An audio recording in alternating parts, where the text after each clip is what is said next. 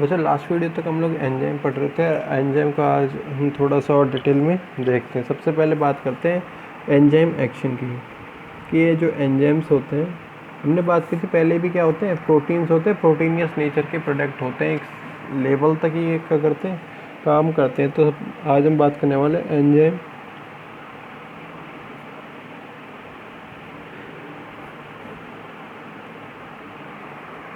Action की बात करने वाले, ठीक है ना। अगर मान लो मैं ये कहता हूँ ये एक सबस्ट्रेट है, ये क्या है,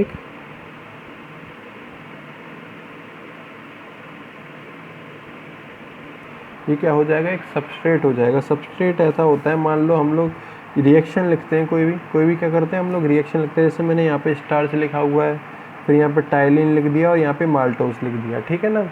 ये क्या होता है, हमेशा सबस्ट्रेट होता है, जो कि रिएक्शन में राइट हैंड साइड पे लिखा जाता है, ठीक है ना। सबस्ट्रेट को हम लोग क्या कराते हैं, रिएक्ट कराते हैं किसी के साथ भी, ठीक है ना। अब यहाँ पे और भी सबस्ट्रेट हो सकते थे, एक से ज़्यादा भी सबस्ट्रेट हो सकते थे, ठीक है ना।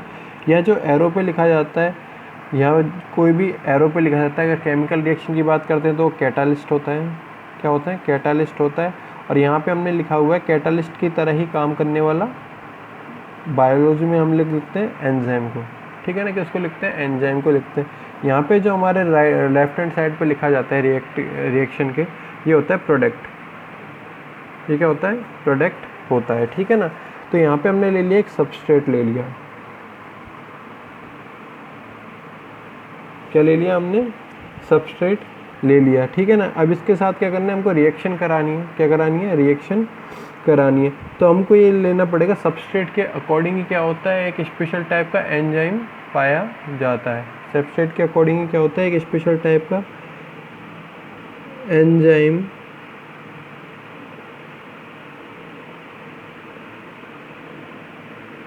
पाया जाता है। यहाँ लिख देता हूँ मैं E4 होगा यहाँ पे एंजाइम, ठीक है ना। इनकी रिएक्शन होगी आपस में, इनकी क्या होगी, रिएक्शन होगी। ये हो गया substrate S4 substrate, E4 enzyme. अब ये दोनों होंगे क्या, आपस में जुड़ जाएंगे कुछ इस प्रकार से।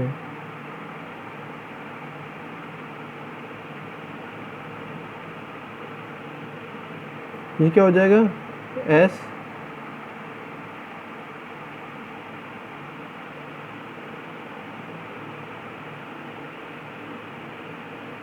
ये हो जाएगा E, ठीक है ना, SE। ये क्या हो जाएगा आपके पास, ES बोल सकते हैं, और ES को बोल सकते हैं हम लोग एंजाइम सबस्ट्रेट कॉम्प्लेक्स, एंजाइम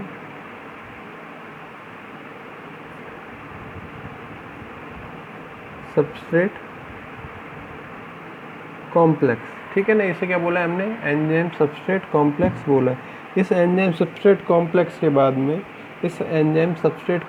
बाद में, ये जो सबस्ट्रेट है एंजाइम से जुड़ने के बाद किस में चेंज हो जाएगा, जैसे कि हम लोग बात की थी प्रोडक्ट की, ठीक है ना। किस में चेंज हो जाएगा, प्रोडक्ट में चेंज हो जाएगा। और एंजाइम क्या रहता है, बिल्कुल किसी भी प्रकार से चेंज नहीं हो पाता। तो ये एस किस में चेंज हो गया, पी में। एस किस में चेंज हो जाएगा, यहाँ पे हम अब हमारे पास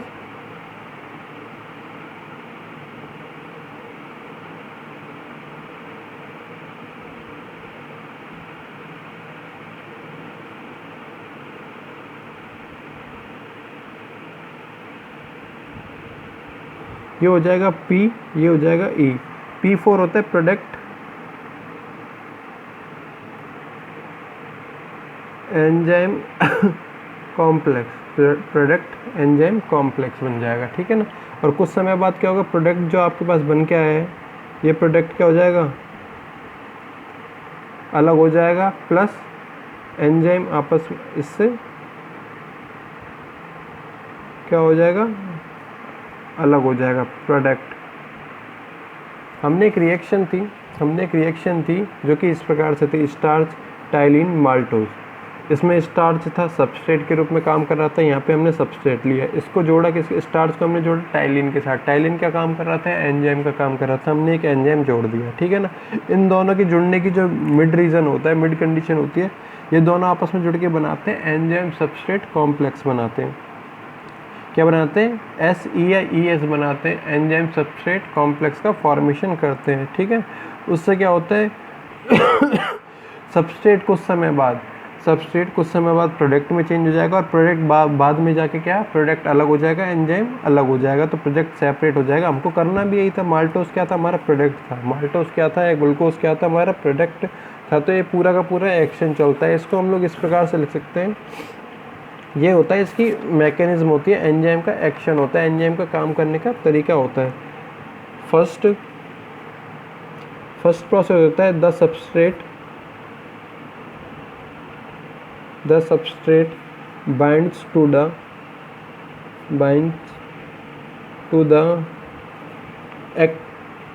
the active site of the enzyme, fitting into the active site।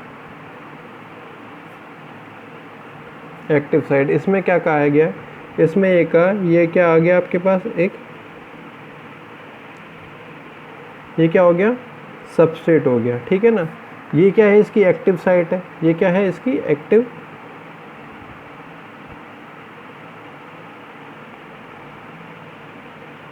Site है। ये क्या हो जाएगा आपके पास, ई हो जाएगा। ठीक है ना, ई होने के बाद की कंडीशन ये है, fitting into the active site. अब ये दोनों एक्टिव साइट है, तो आपस में क्या हो जाएंगे, इस प्रकार से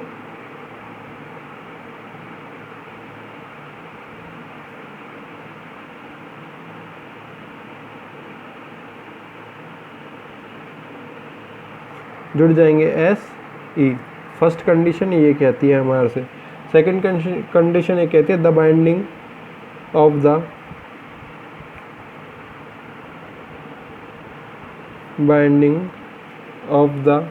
substrate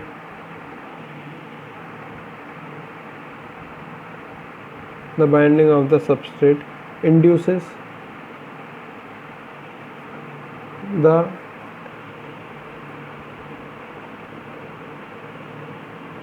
enzyme to alter its shape, fitting more tightly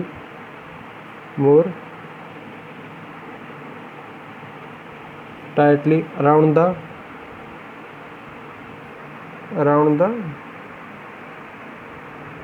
substrate. ये दोनों आपस में क्या हो जाएंगे, टाइटली पैक्ड हो जाएंगे, मजबूती से जुड़ जाएंगे। ठीक है, थर्ड कंडीशन ये कहती है the active site of the enzyme,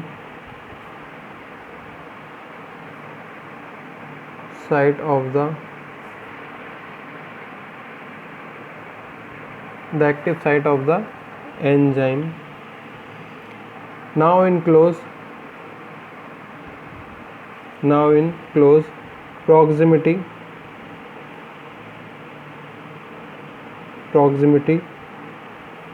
of the substrate breaks the chemical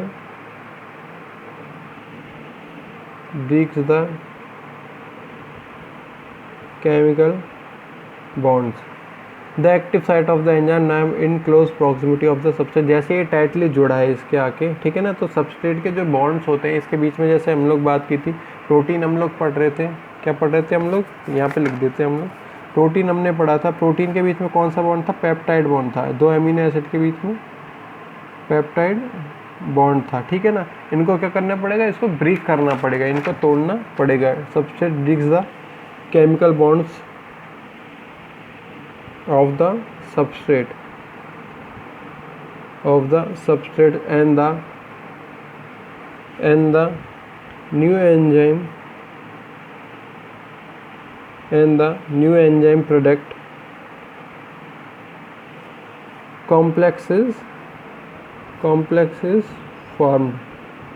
हमारे पास ये कंडीशन आई थी एस ई की,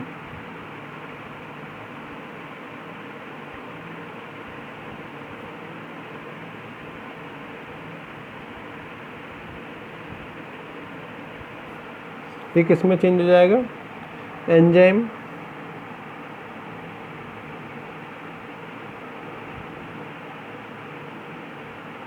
ये हो जाएगा प्रोडक्ट, प्रोडक्ट के साथ में क्या जुड़ जाएगा, एंजाइम आके जुड़ जाएगा। ये हमारे पास हो जाएगा product enzyme complex, product enzyme complex बन जाएगा आखिर। ये क्या हो जाती है, थर्ड कंडीशन हो जाती है हमारे पास। फिर फोर्थ नंबर पे आता है, ये एंजाइम प्रोडक्ट कॉम्प्लेक्स बनने के बाद में प्रोडक्ट क्या हो जाएगा, अलग हो जाएगा, एंजाइम अलग हो जाएगा। The enzyme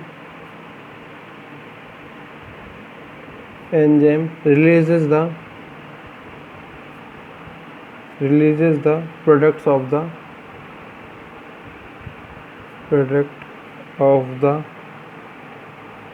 reaction, and the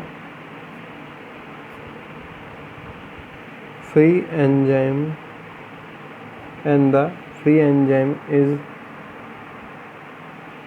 ready to bind to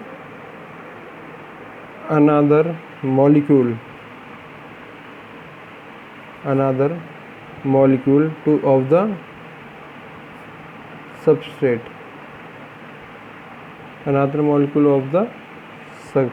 and run through the catalytic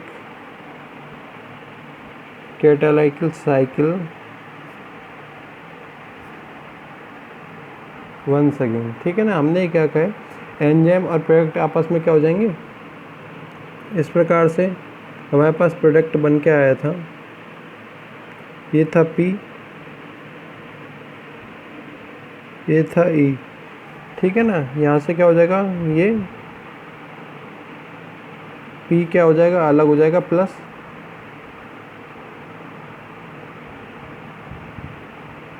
E अलग हो जाएगा। अभी E किसी और सबस्ट्रेट के साथ, ये E किसी और सबस्ट्रेट के आगे साथ आकर क्या हो सकता है, आगे जुड़ सकता है, पूरी की पूरी साइकिल को दोबारा से चलाता रहेगा, पूरी साइकिल वापस से क्या होगी, चलती रहेगी। यही कंडीशन क्या कहलाती है आपकी, इसकी मैकेनिज्म कहलाती है, नेचर ऑफ एंजाइम एक्शन कहलाती है, जो कि 4 स्टेप्स में पूरी होती है, जो कि क्या होती है, 4 स्टेप्स के अंदर पूरी होगी।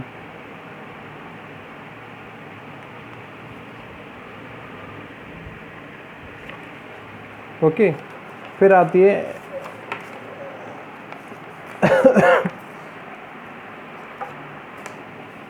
फिर आपकी कंडीशन आती है एक, फैक्टर्स अफेक्टिंग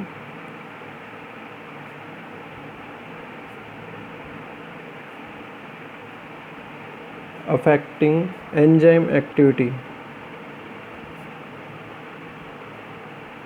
ऐसा कौन कौन सी चीज़ें होती है जो एंजाइम की एक्टिविटी को क्या करती है, प्रभावित करती हैं, चेंज करने का काम करती हैं। तो फर्स्ट कंडीशन आती है temperature.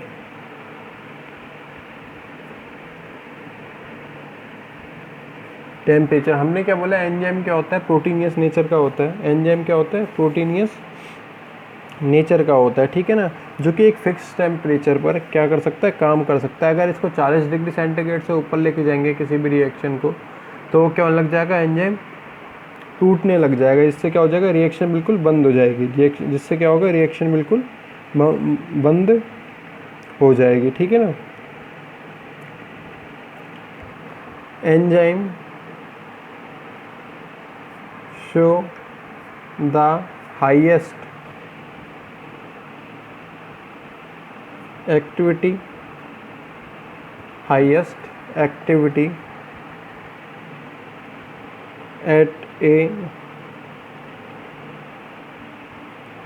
at a particular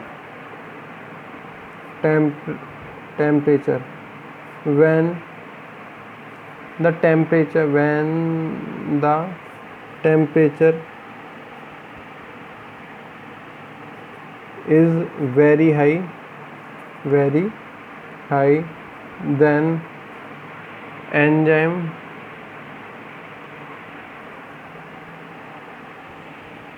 then enzyme, ये कह सकते हैं देन टेम्परेचर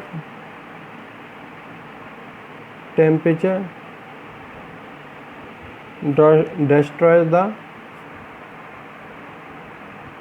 enzymatic activity। इसके लिए ग्राफ पुट किया जा सकता है, हम एक क्या कर सकते हैं, ग्राफ पुट कर सकते हैं इस प्रकार से। यहाँ पे हम ले लेते हैं टेम्परेचर, यहाँ हम ले लेते हैं एक्टिविटी, एंजाइम एक्टिविटी की बात की जाए। जैसे जैसे हम आगे बढ़ रहे हैं, इस तरफ बढ़ रहे हैं, ठीक है ना, टेम्परेचर भी क्या हो रहा है, धीरे धीरे बढ़ रहा है, और एंजाइम भी ऊपर की तरफ जा रहे हैं। इसका मतलब क्या है, एंजाइम की एक्टिविटी बढ़ रही है। ये इसका क्या है, बिल्कुल ऑप्टिमम टेम्परेचर की कंडीशन है। ये क्या है, इसकी मैक्सिमम टेम्परेचर कह सकते हैं, ऑप्टिमम टेम्परेचर। इस पे क्या होगी, जो एंजाइम की एक्टिविटी है ज़्यादा से ज़्यादा शो होगी। लेकिन जैसे ही टेम्परेचर को और आगे बढ़ाया जाएगा, एंजाइम क्या हो जाएगा, डिस्ट्रॉय हो जाएगा, और इसकी एक्टिविटी क्या हो जाएगी, बिल्कुल ख़त्म हो जाएगी। और इसी प्रकार से बनता है हमारा पीएच, ठीक है ना। इसी प्रकार से हम एक ग्राफ प्लॉट कर सकते हैं पीएच के लिए भी, इस प्रकार से। यहाँ पे ले लेते हैं हम पीएच, यहाँ पे ले लेते हैं एंजाइम एक्टिविटी, एंजाइम एक्टिविटी, ये भी क्या हो जाएगा, ऑप्टिमम पीएच हो जाएगा यहाँ पे। जैसे जैसे हमने एक पीएच को बढ़ाया, जैसे जैसे हमने पीएच को बढ़ाया, एक निश्चित पीएच मान तक, एक निश्चित पीएच मान तक क्या होगा, ये एंजाइम अच्छे से कार्य करने लगेगा। लेकिन जैसे पीएच को और ज़्यादा बढ़ा दिया जाए,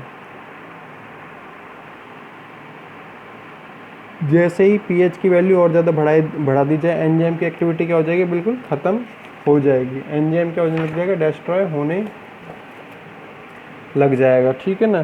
फिर एक आती है, थर्ड नंबर पे आता है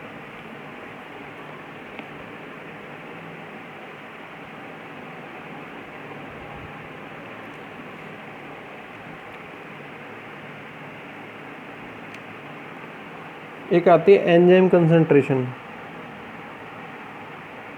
एंजाइम कंसंट्रेशन, ठीक है ना। जैसे ये कह सकते हैं हम लोग, जैसे जैसे सबस्ट्रेट होगा, सबस्ट्रेट के अकॉर्डिंग ही, ठीक है ना, सबस्ट्रेट के अकॉर्डिंग ही क्या होती है, एंजाइम की कंसंट्रेशन पाई जाती है। Substrate is directly proportional to enzyme concentration. जैसे जैसे सबस्ट्रेट बढ़ाते हैं हम लोग, वैसे वैसे क्या बढ़ेगा, एंजाइम की कंसंट्रेशन भी बढ़ानी पड़ेगी। वैसे वैसे क्या करना पड़ेगा, हमें एंजाइम की कंसंट्रेशन भी बढ़ानी पड़ेगी।